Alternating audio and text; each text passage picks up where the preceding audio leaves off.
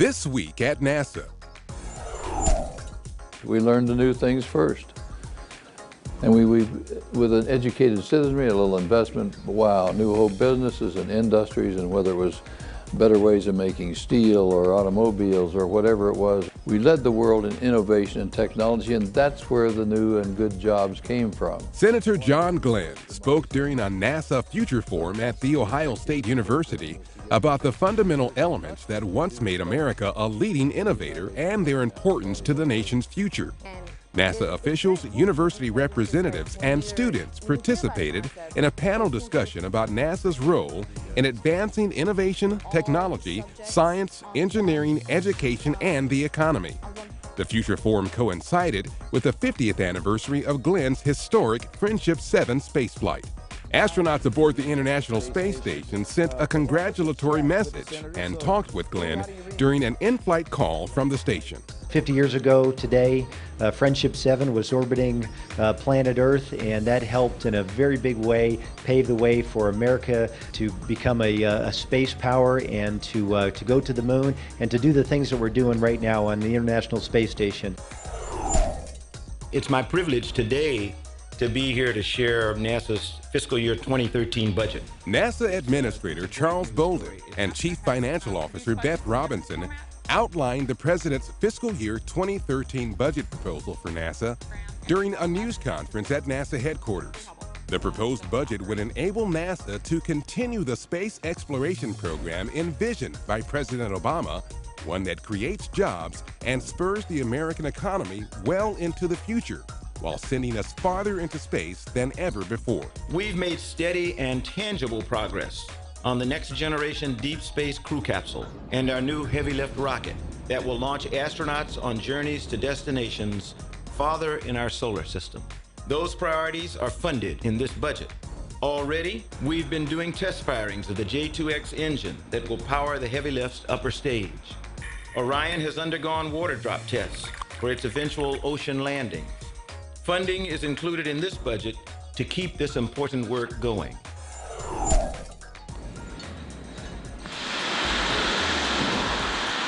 "2012's first test of the J2X, NASA's first human-rated engine to be developed in 40 years, is in the books.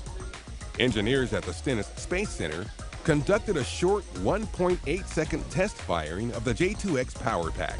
The power pack comprises components on the top portion of the engine designed to generate the thrust needed to power the upper stage of NASA's Space Launch System, the next-generation heavy-lift launch vehicle that will be capable of missions beyond low Earth orbit. It's a pretty important test. We have had the facility down for almost 2 years. So the first test allows us to get the facility up and operational and to make sure that it can do the things it's supposed to do to support the J2X power pack test. Stennis is planning to conduct about a dozen tests on the power pack from now through this summer. Misha, what should I do? The Expedition 30 crew conducted the International Space Station's 30th Russian-based spacewalk. Cosmonauts Oleg Kononenko and Anton Shkaplerov spent a total of 6 hours, 15 minutes completing a variety of work on the orbiting outpost. The duo moved one of 2 Strela cargo cranes from the Pirs docking compartment to the Poisk Mini research module and installed a materials sample experiment, which will investigate the effects of space on the mechanical properties of those materials.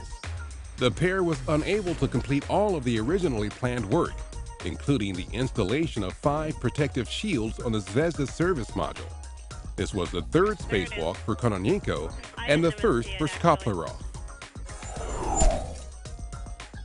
So man meets machine aboard the International Space Station. Another first inside the space station. Expedition 30 Commander Dan Burbank and Robonaut completed the first handshake between a humanoid robot and an astronaut in space. The historic milestone took place during a 2-day checkout of Robonaut's joints, hands, and fingers. Robonaut is designed with the dexterity to complete work in space typically performed by humans. Designed at the Johnson Space Center, Robonaut was launched to the station on STS-133, the final flight of Space Shuttle Discovery. A special Valentine's Day treat for space fans in the Washington, D.C. area. 3 NASA astronauts from recent ISS expeditions shared experiences from those missions, complete with pictures. A captive headquarters audience heard from flight engineers Katie Coleman of Expedition 2627, Ron Guerin of Expedition 2728, and Mike Fossum, an Expedition 28 flight engineer and commander of Expedition 29. And so we're really excited to come to Washington today and to NASA headquarters to say thanks to all of the people here that helped make this possible, that have worked for so many decades on the International Space Station program, and to now really see it come into life. For me, if I could have packed up my whole family and brought them, and I'm actually taking this quote from Don Pettit, who's up there, I would have brought them. I mean, there's actually no reason for people not to live there just all the time. The astronauts participated in several other events later that day, including a tweet-up at NASA headquarters with Guerin, a presentation by Coleman and Fossum at the Smithsonian National Air and Space Museum, and an appearance by all 3 at the University of Maryland in College Park. If you enjoyed the Saturday morning science demonstrations performed by astronaut Don Pettit during his previous space missions, Pettit, now a member of the Expedition 30 crew, is back at it again.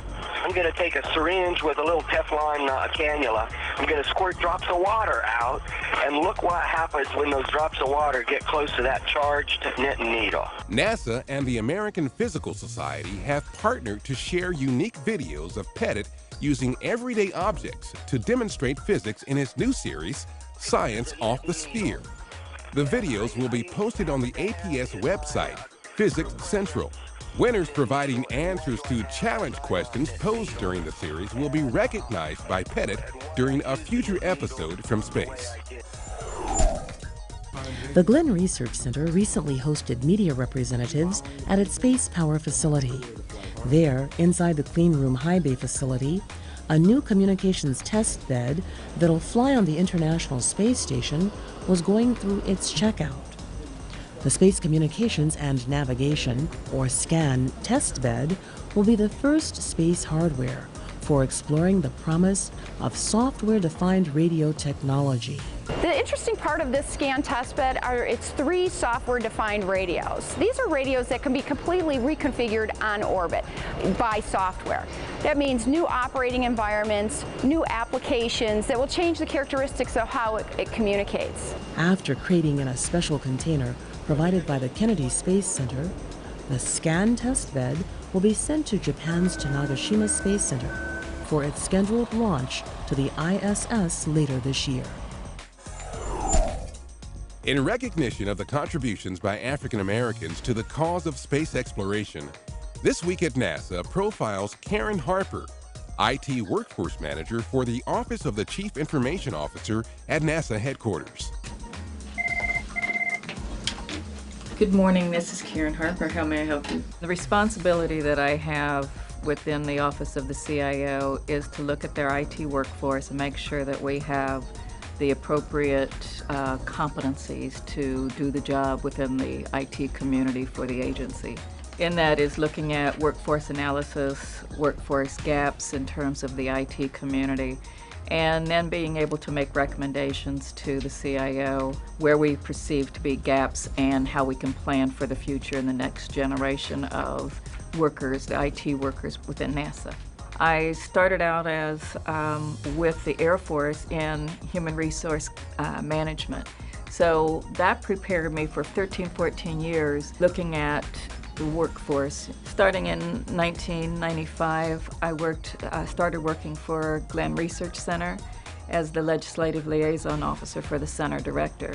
And in that position, I had the opportunity to help advocate the technology, the importance of the NASA Center throughout the state of Ohio. Let's see if you can take a look. Mentoring touches my heart, and it's because when I was growing up, other than having a very loving family, I did not have any mentoring relationships. I was discouraged by a guidance counselor that told me I was not college material.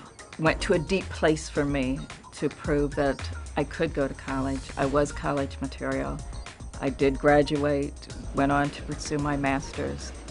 I think for a young person to be prepared, they need to get engaged in STEM disciplines and understand the value of math and science in preparing yourself for whatever career that you choose.